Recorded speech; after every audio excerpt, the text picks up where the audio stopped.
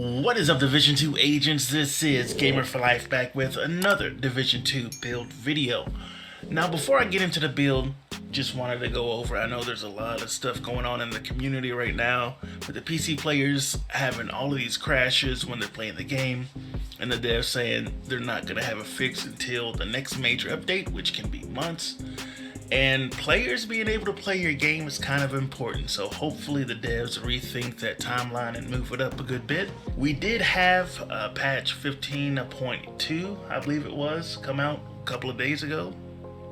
Or maybe it was yesterday. I think it was yesterday. And we got the compensation caches, which I'll put a screenshot up of the compensation cache that we got.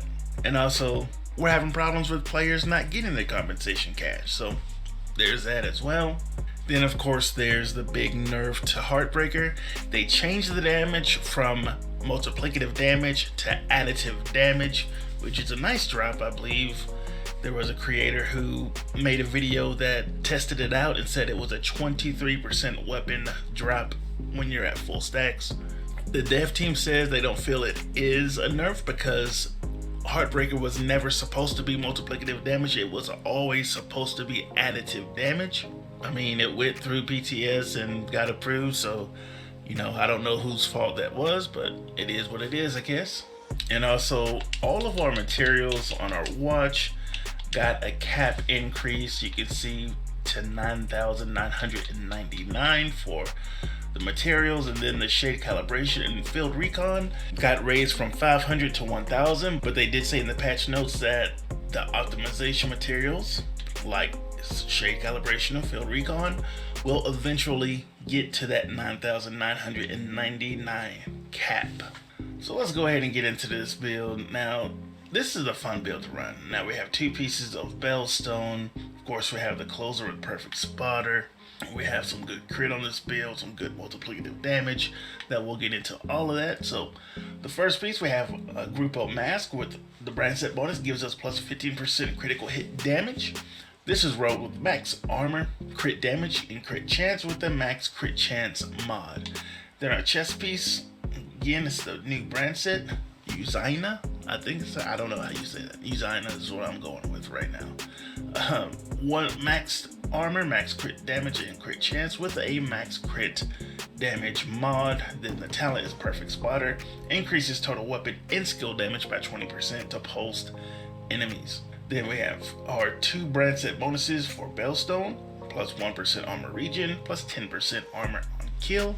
One of these two pieces to give us a little more survivability. Road with max weapon damage, and crit chance.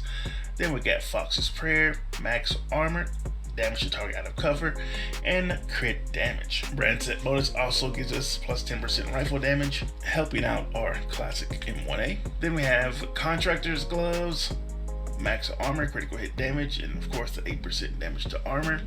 And then our second piece of Bellstone is the Liquid Engineer. Max armor, crit damage, crit chance with a max crit damage mod. Talent is perfect bloodsucker. Killing an enemy adds and refreshes a stack of 12% bonus armor for 10 seconds. Max stack is 10. So just more survivability, and trust me, this build, it has 5 blues, it has Liquid Engineer, but this build puts out a lot of damage. So let's go over the guns. Now I have the Carbine 7. You use whatever gun is available to you or your favorite AR. And this one comes rolled with max assault rifle damage, health damage, damage to target out of cover, and of course, Flatline amplifies weapon damage by 15% to pulsed enemies. After 3 kills, applies pulse to the next enemy you hit. And the mods we have, 2 crit chance mods, plus 20 round mod, and the linked laser pointer that we only get from Technician, which we'll go over when I go over the Technician specialization. Then we have a classic M1A, rolled with max rifle damage, crit damage, damage to target out of cover. Ranger amplifies weapon damage by 2% for every 5 meters you are away from your target. And on both of these guns, I am at expertise level 12, so I also have the 12% weapon damage from that. Go ahead and take a look at the stats. So, Carbine 7, we're sitting at 50% crit chance, 156 crit damage, 75 headshot damage, 8% armor damage, and 21 health damage.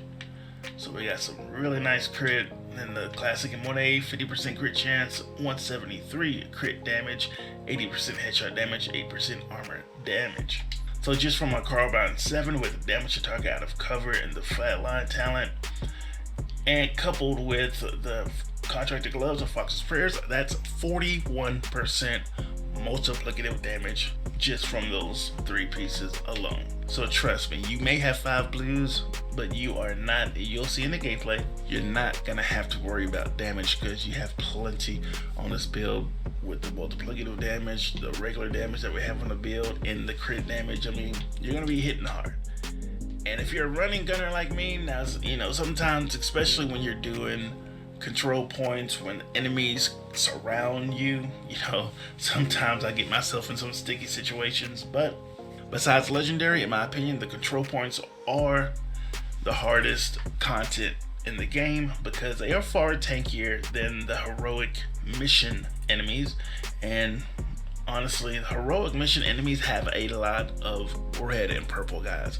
These level 4 control points have, the majority of them are elite enemies, and they are tanky. Now let's go ahead and go over the skills. Now I have a shield.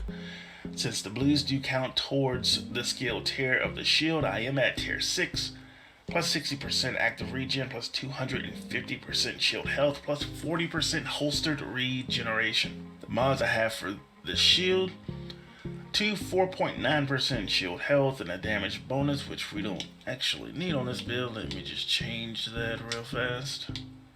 I guess we're gonna go with holstered regen, so there's that. So that's the mods for the shield. So my other skill is a defender drone. If you want to use striker and have it just go out and annoy the enemies, which will help take some of the heat off of you, that's perfectly fine. I went ahead and went with defender drone. This one is at tier 1 because of technician, plus 70% health, plus 5% damage reduction. And I also have this rolled to max expertise level, and it gives me plus 12% damage reduction. On top of that, the mods: 7.2% duration, 9.7 health, and a 4.2 damage mod. Alright, now that we've gone over that, we'll take a look at the specialization, which is a technician. It gives us plus 1 skill tier, plus 12% damage to drones, skill proxies, and robotics. Armor kit also applies to all friendly skill proxies within 10 meters. You have the Artisan for Hive, which we're not using. Party members within 5 meters of your deployed and undisrupted skills are immune to shock and disruption. Gain 15% bonus armor while aiming at skill, plus 50% pulse resistance. And then, of course, you have the plus 10% skill damage or skill healing. So the linked laser pointer, technician laser pointer that pulses targets at which it's aimed, under barrel attachment for long rails. So that's another reason we have this technician, because point any enemy we point our gun at, it immediately pulses them, which is going to proc flatline and the perfect spotter. So that's the build. You're about to see it in action. Again, a lot of survivability, a lot of damage, and it's just a fun build to run. Like I said, I always like to just try new things.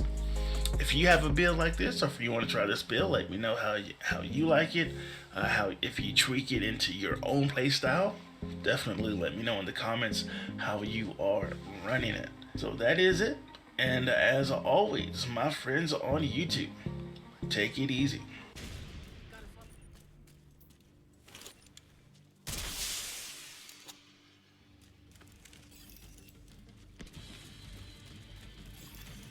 Reinforcements incoming.